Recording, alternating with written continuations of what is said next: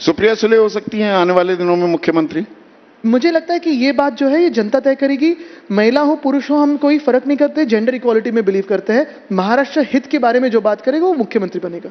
जो महाराष्ट्र हित के बारे में बात करेगा, सबसे बड़ा मुद्दा या करेगी जो भी हो। हाँ, सबसे बड़ा मुद्दा इस चुनाव की हार और जीत तय करने वाला वो कौन सा है आपकी निगाह में? देखिए, मुद्दे बहुत सारे रहते हैं, लेकिन जो मैंने कहा कि ये आखिरी मौका है महाराष्ट्र को कि हम अपने जो रूट है वो रीरूट करें। आज महाराष्ट्र से जॉब चले जा रहे हैं, पॉलिटिकल इंस्टेबिलिटी, राजकीय अस्थिरता है, गुंडागर्दी तो बढ़ती जा रही है, महिला सुरक्षित नहीं है, किसानों की आत्महत्या बढ़ती जा रही है।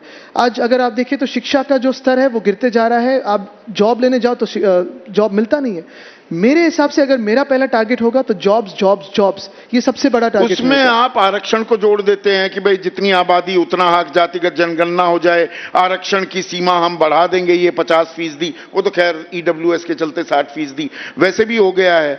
बस आरक्षण के जरिए ही आप वो काठ की हांडी दोबारा चढ़ाने की कोशिश कर रहे हैं। आरक्षण के कार्ड को क्या दरअसल बीजेपी ने हरियाणा में ध्वस्त कर दिया? मुझे लगता है आरक्षण हो रक्षण हो, हर एक के न्याय और अधिकार सुरक्षित रहना जरूरी है।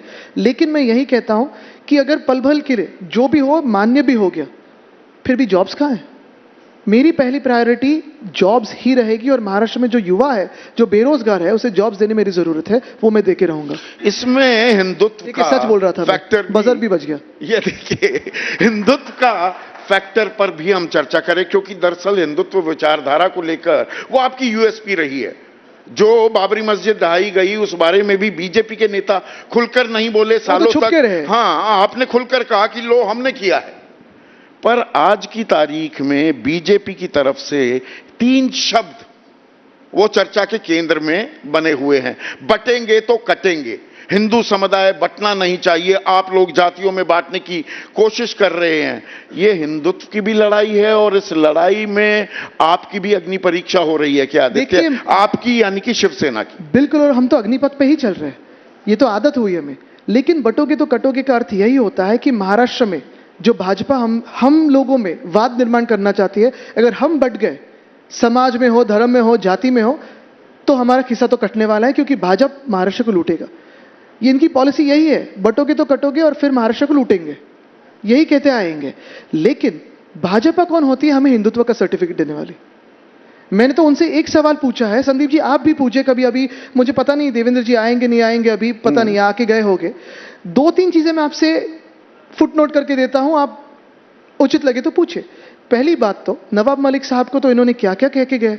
दाऊद का दोस्त है, प्रफुल्ल पटेल साहब को कहा है दाऊद का पार्टनर है, अभी दोनों तो उनकी अलायंस में गए।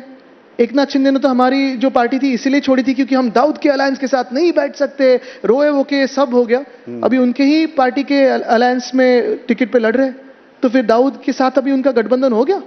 दूसरी बात, बांग्लादेश में उन्होंने कहा था, बहुत बार ये पिछले 2-3 महीनों में बहुत बार सुना है मैंने, कि बांग्लादेश में हिंदुओं पे अत्याचार हो रहा है। बात सुनी थी आपने? इंस्टाग्राम पे फिल्टर देखा था कि ऑल आइज ऑन हिंदूज इन बांग्लादेश। अत्याचार हो रहा है कि नहीं हो रहा है? क्योंकि अगर हो रहा है तो उसी बांग्लादेश के साथ क्यों हम क्रिकेट खेल रहे हैं? सिर्फ बीसीसीआई बीजेपी कंट्रोल है इसलिए आप कुछ कह नहीं सकते? अगर यही कांग्रेस होती तो कहते ये एंटी नेशनल है। तीसरी बात, जिस राम मंदिर का अनावरण इन्होंने पूरे होते हुए भी ना किया, यानी आधा अधूरा छोड़ के पहले उद्घाटन करो फिर देखेंगे बाद में देखेंगे, ये कौन सा हिंदुत्व है? तो इनका चुनावी हिंदुत्व है। हमारा हिंदुत्व साफ है, हृदय में राम और हाथ को काम। क्योंकि जब हमारी सरकार नहीं थी तब भी हम अयोध्या गए थे, जब हमारी सरकार बनी तब भी कांग्रेस के 2-3 विधायक साथ में आए थे, हम अयोध्या गए थे। और हमारी जो हिंदुत्व की परिभाषा है वो यही है कि ये भाजपा को जो हिंदुत्व है वो घर जलाती है, हम घर में जो चूल्हा होता है वो जलाते। ये सिर्फ भाजपा के आरोप नहीं है, असल आरोप तो एकनाथ शिंदे लगा रहे हैं कि बाला साहेब ठाकरे की विरासत को, उनकी विचारधारा को आपने तिलांजलि दे दी सत्ता के लोभ में। मैंने तो कितनी बार कहा, आप नकली हिंदू है वो ये कह रहे हैं। मैंने तो कितनी बार कहा, अभी फोन उठाए उनसे पूछे मैं यहाँ बैठा हूँ, वो आने के लिए तैयार है क्या मेरे सामने? आप ही मॉडरेट कीजिए सेशन। आप खुली एक बहस के लिए तैयार हैं? बिल्कुल। ये क्या सिखाएंगे? ये खुद भाग के गए सूरत। ऐसे डरपोक इंसान कभी बाला साहब की विरासत नहीं चला सकता। ये डरपोक लोग हैं, ये जेल में जाने वाले थे, ईडी ने इनके लोगों को पकड़ लिया था, इसलिए आके रोए थे वर्षा बंगला पे मेरे पिताजी के सामने, और यही गद्दारी करके ऐसे डरपोक लोग भाग के गए थे सूरत। और जो टेबलों पे चढ़ के नाचते हैं वो हिंदू हृदय सम्राट बाला साहब ठाकरे की कभी विरासत चला नहीं सकते। पर बड़ा गुट अगर तो इसमें बड़ा हिम्मत तबका उनके साथ चला अगर गया। इनमें हिम्मत होती तो यही रहते और यही कहते कि ये गलत हो रहा है। ये तो भाग के गए थे।